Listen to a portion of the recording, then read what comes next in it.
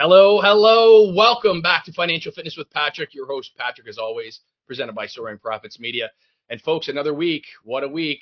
Yesterday, CPI, we got Jerome Powell come out there, and he's basically telling he doesn't care. They don't really care what's going on in the market right now. They're going to be data dependent. We've been hearing this since September of last year. But folks, we've got Yellen in the Treasury loading front end bonds.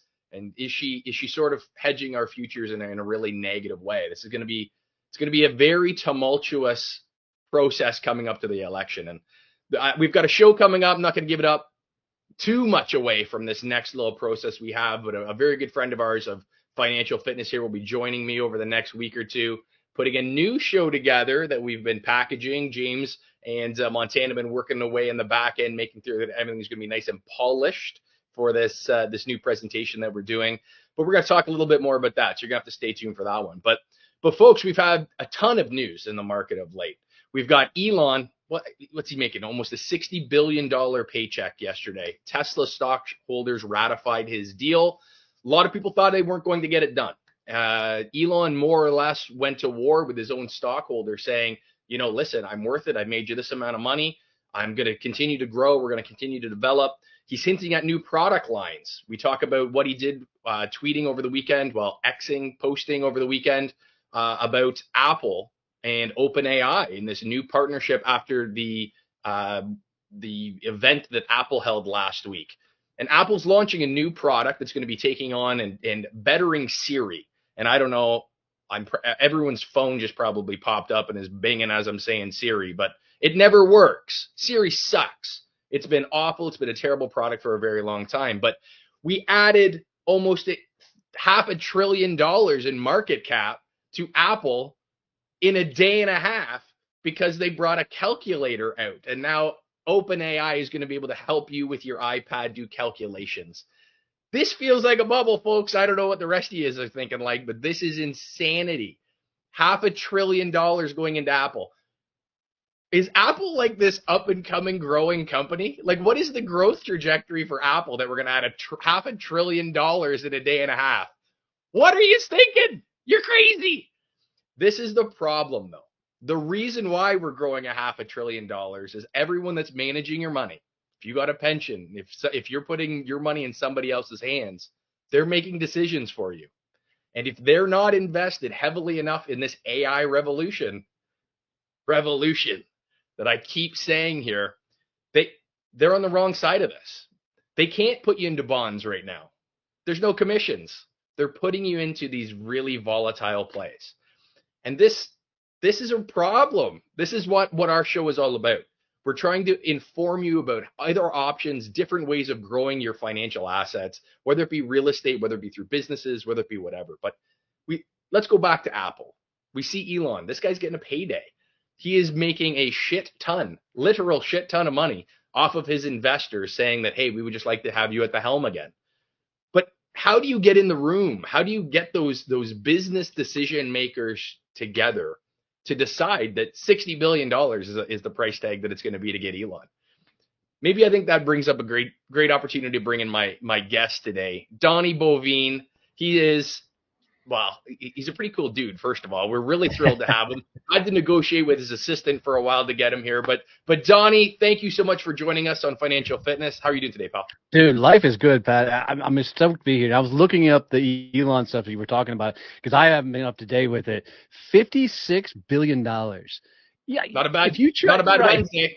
If you tried to stack that against the average American's income, that's not even a fathomable image. That's like, somebody, if you were to put it on a chart, average American income would be down in the gutter, and that $56 billion would be taller than the Empire State Building. I mean, that's just insane to me. I can't even fathom that much money. And Donnie, you know what? For the most part, I like a lot of the things Elon does. I love that he bought X. That is it doesn't matter where you fall politically. It shouldn't. Yeah, anybody who's going to buck the system and go rebel like that, fuck yeah, count me in. I'm in. Exactly. And this is where I look at it and I go, $60 billion, pal. $60 billion payday on a Wednesday afternoon to have.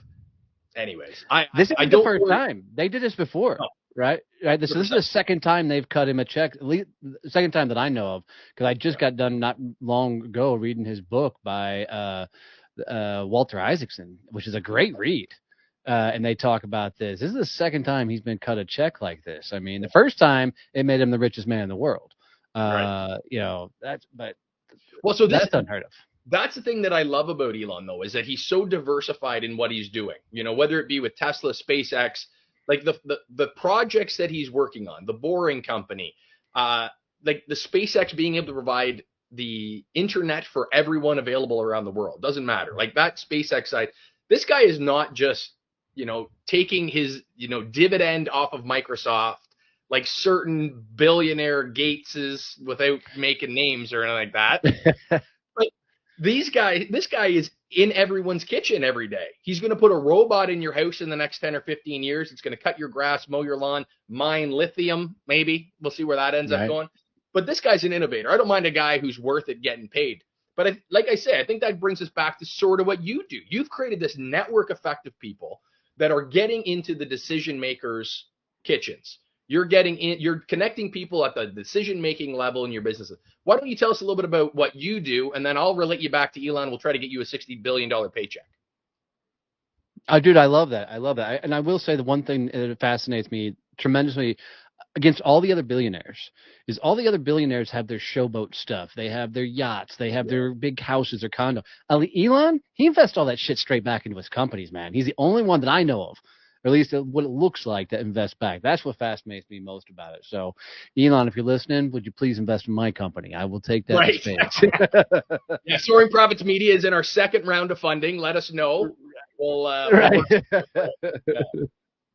Right, that's awesome. So, no, Donnie Boivin, CEO of Success Champions Networking. We run business-to-business networking groups all throughout North America. So we focus on companies that sell into other companies that are just tired of traditional networking. Because, you know, most time if you sell B2B, most networking has people that are all selling business to consumer. And it just ends up being a one-sided conversation. So we continue to take market share from the network because there's so many B2B folks that are just tired of traditional networking that are looking for a new model. So it's been a lot of fun to build.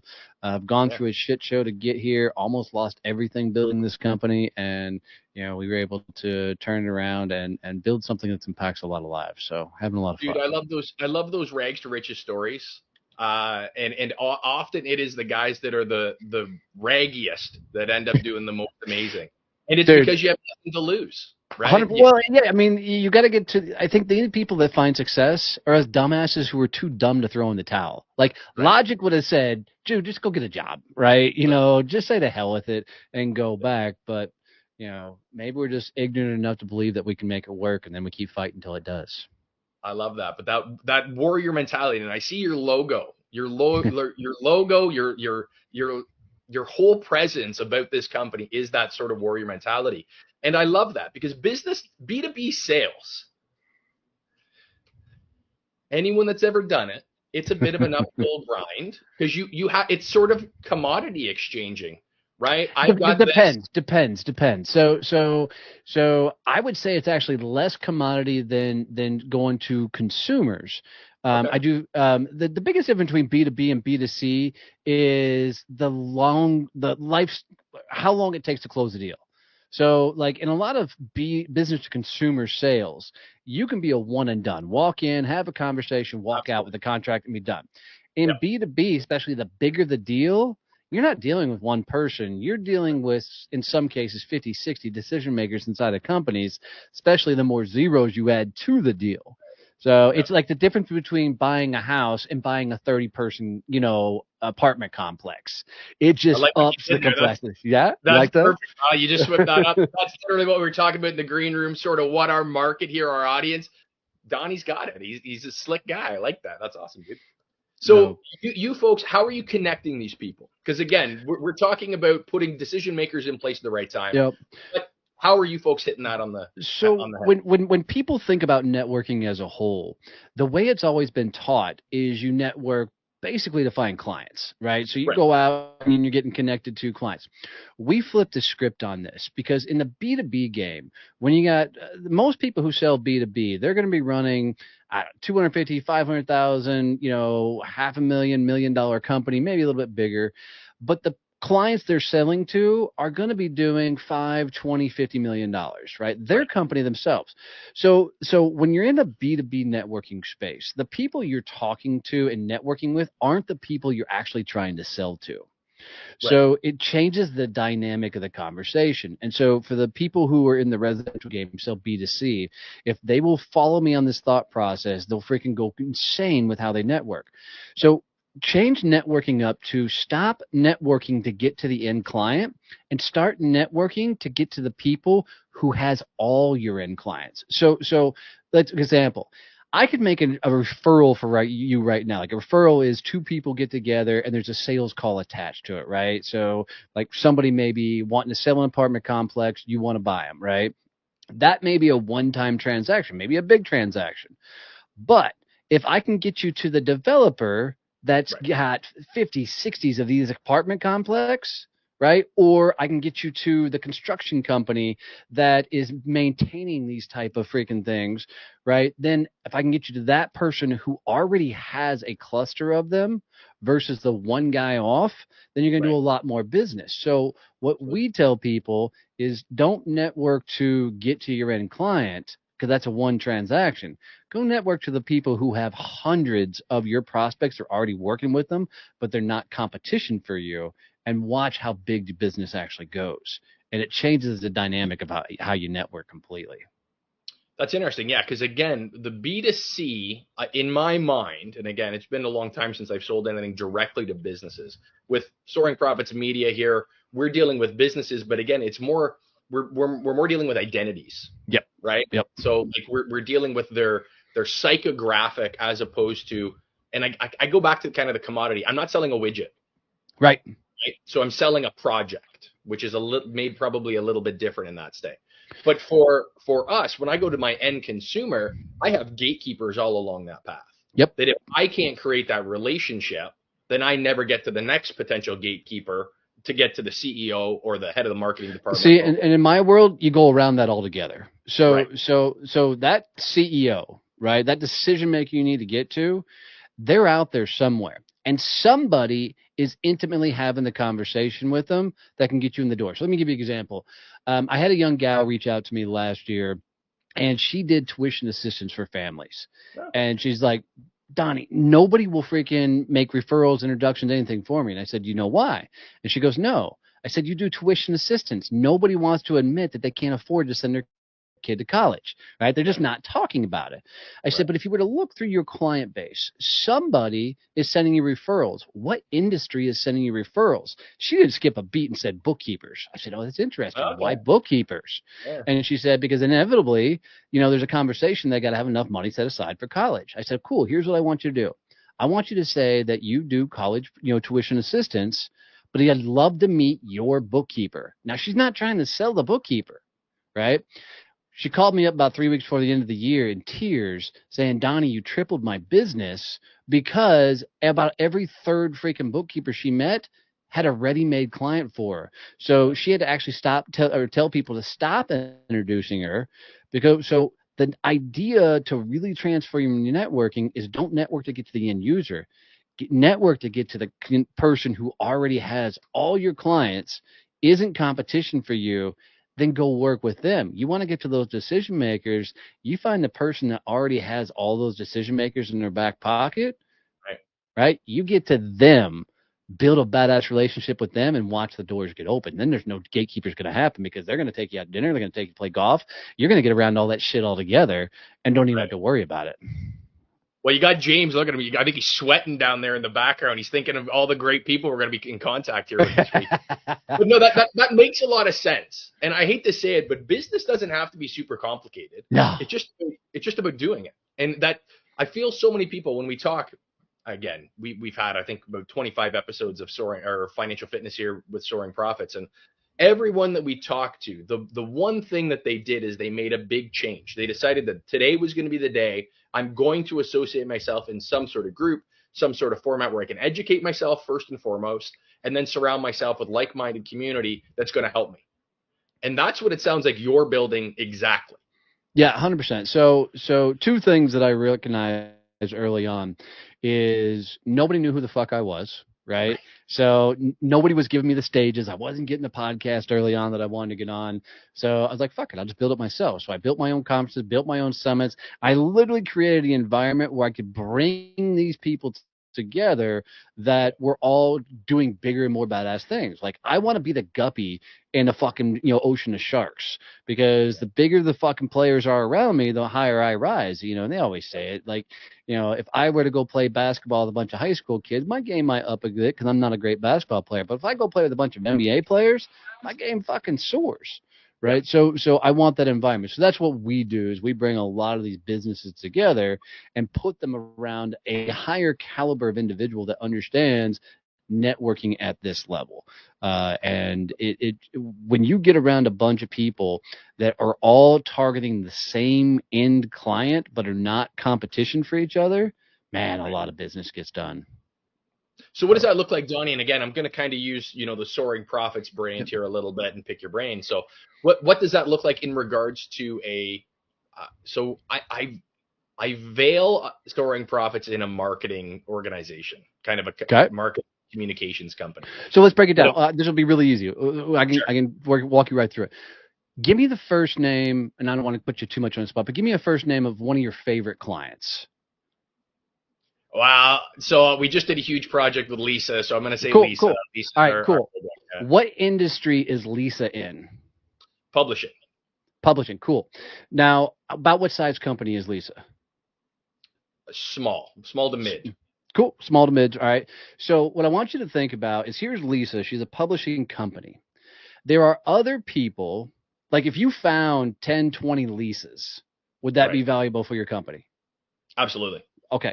So what we want to think about is, if we did a triangle, we put you at the top of the triangle, we put Lisa in the dead center doing a publishing company. Now we need to think, who else sells to this publishing company but is not competition for you? So if she's a small company, now you got to think about, cool, who needs publishing? That's going to be your marketing firms. It's going to be your fractional marketing people. It's going to be your fractional operations people that are going to be dealing with that, your PR agencies and the like. So what we do is, instead of going out and telling people very specifically, hey, I'm looking for publishing companies, because not many people know the publishing industry. Like if you go up to the average person and say, do you know any publishing companies? They're going to look at you like you got two damn heads. Yeah. So what you think about is, a person you're talking to, who might they likely be connected to? So you need to get to publishing companies. So you walk up to people and you say, one of the type of companies I love working with is publishing companies, but I'd love to meet the marketing people. I'd love to meet, the graphic designers, the web designers, all the people that are around that publishing person. Yeah. Then you leverage your network to get introduced to them. So you're literally using your network to get into their network, right? And get into their deep-rooted connections. And once you get into their deep-rooted connections, same thing. You look at them and go, hey, who do you need to meet? And it never fails. They need the same circle. So you get introduced to that second-tier person for them, and you literally say, hey, I bet you need to meet. So you get introduced to a marketing person. You go, I bet you need to meet probably an SEO company. You probably need to meet a graphic designer. You probably need to meet a, website company. How about I make a bunch of introductions? And right then and there, you just start making introductions for them, right? You make 5 or 6 introductions for them. Now, if I were to sit down right now and make 5 or 6 introductions to you, to these type of companies, and then I said, hey, I'd love to meet any publishing companies how more likely are you to get me to that 100%. Publishing company? All right. Yeah. So I always jokingly say it's like mafia style greasing the wheels. I'm going to give you a whole bunch of things. So when I make my ask, it's no big deal. Yeah. Right. No, Donnie, that makes perfect sense. And it's funny because James and I literally, before we were having this conversation, we're like, okay, listen, where have we had our most clientele from? We draw to these publishing companies, and the reason why is X, right? It's because you're trying to gain traction. We're a podcast space. You have a viewership, you have a listenership, and then you have individuals that are the readers, right? Yep. You get both sides of that. When they're not reading, they're in their car, they're driving, they're listening. So, how do we take a publisher, get them notoriety for their clients, getting out in front of to an audience that's effective for them, right? Yep. So I think it's fantastic that you're able to build that out, like you say, that triangle. All you're doing is filling in pieces and how to give back. And a great example is with Lisa. That's exactly what we did this weekend. We did a huge project. Profiteers out there, you're going to see it over the next week or two. We're rolling out all these videos that we did for the Toronto Humane Society, largest humane society in Canada. Huge project we did with them in regards to a big fundraising event, Benjamin Project. Big amount of a lot of work went into this one. Yeah, right. But that's what it was. Is that Lisa did the Donnie on us. Yep. She worked with us, gave us, and it's like, hey, I need you for this project. And that's what it was. But at that time, we're like, we'll do anything you need because it's a win-win. You're getting what you need. We're absolutely thrilled to do this. This is a great project. 100%. So now here's a whole nother way to play this. Let's say Lisa's the person you need to get to, and she's a high-profile decision maker and like untouchable. You can't get to her. A trick to get to that individual is go to their LinkedIn profile, scroll all the way to the bottom, and see what nonprofits they're attached to, because they're going to be sitting on a nonprofit board. They're going to be sitting, doing something. Figure out that nonprofit. Go to that nonprofit's page and figure out what dinners or galas or events are coming up. Okay. Right. Once you figure out that dinner and gala, call up 5 or 6 of your buddies and say, I need a favor. You're buying a table for this fucking event. You get them to spend $2,500, $5,000 to go to this event. You then call the company up. The CEO sits on that board up. You get to his executive assistant. You just bulldog the freaking first, receptionist on the phone. You get to his executive assistant and say, executive assistant, I need your help. I'd like to make sure I can purchase 5 or 6 tables to this event. I'm bringing along some guests that are excited to invest into these tables, would also like to meet him. I got no strings in this game. I just want to make sure these tables are bought. He'll take the call. When he takes the call, go to the fucking event, hang out, don't talk business, don't do anything. I promise you within a couple weeks, your phone's going to ring. Absolutely. Right? Donnie, it's smart moves, man. And it's not rockets that you're building. It's common sense stuff, but it's very actionable, very specific ways to break down these walls. That's super cool. So Donnie, how long have you been doing this now? How long have you been creating this network? So I started the company in 2017, almost lost it all because as soon as I launched my company, I got slapped with a non-compete that I don't remember signing. So 3 cheers, the fucking non-compete's gone, right? Yeah. That's all going to still get tied up in litigation. But I did not launch the networking groups until March of 20. And so my last career, I was sales trainer. I had full intent on launching a sales training company, get slapped with a non-compete, can't launch that.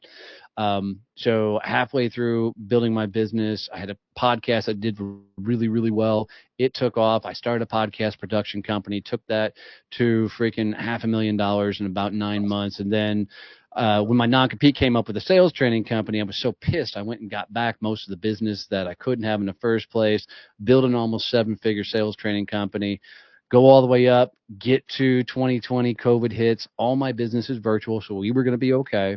Right. I got a background in networking.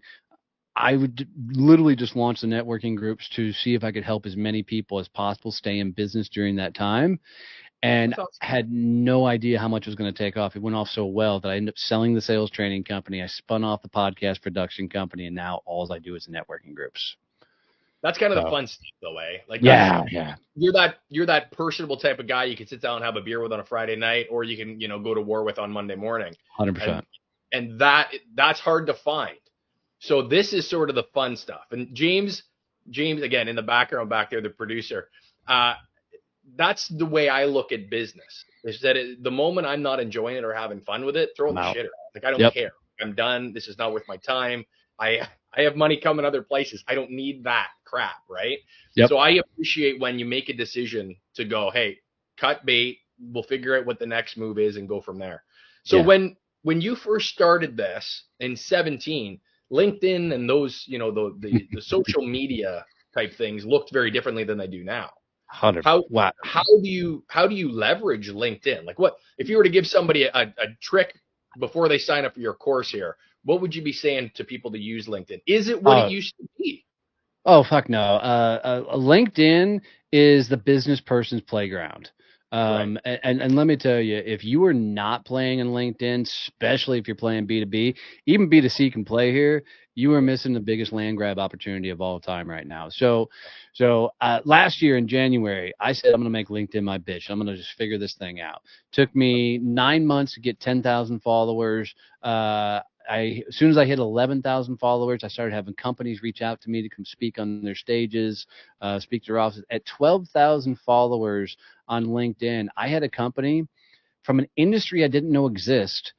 And even if I did know exist, I would not have called on them as a potential prospect. Reach out to me and ask me to come speak to their sales team, but it's the world's largest knife sharpening company. They literally sell knife sharpening to restaurants. And so they go in, they'll sell a set of knife sharpening, and then every 2 weeks they come back and give them a brand new set of knives. I didn't even know this thing existed. But they were following me for 6 months on LinkedIn and reached out and asked if I'd come to speak at one of the regional conferences, and now I'm doing a big national conference for them and a whole bunch of other things. So the trick to LinkedIn is people buy from people, period. Right. So what people aren't used to is we all worked in corporate America for a number of years, and you're supposed to wear the monkey suit, toe the line, act a certain way. Well, people have woke up to the idea that you can just be your fucking self. Right. So, like, I never thought anybody would buy, anything from a dude in a ball cap and t-shirt, So I just decided that every day on LinkedIn, I was going to show up and put a post out, talk about whatever's on my mind and different things. But the magic isn't in the posting. The magic is in the commenting on other people's posts. Right. So I have a rhythm of every morning where I'll go write a post. I'll post it at 6 o'clock in the morning, and then I'm going to spend an hour just going and comment on other people's stuff.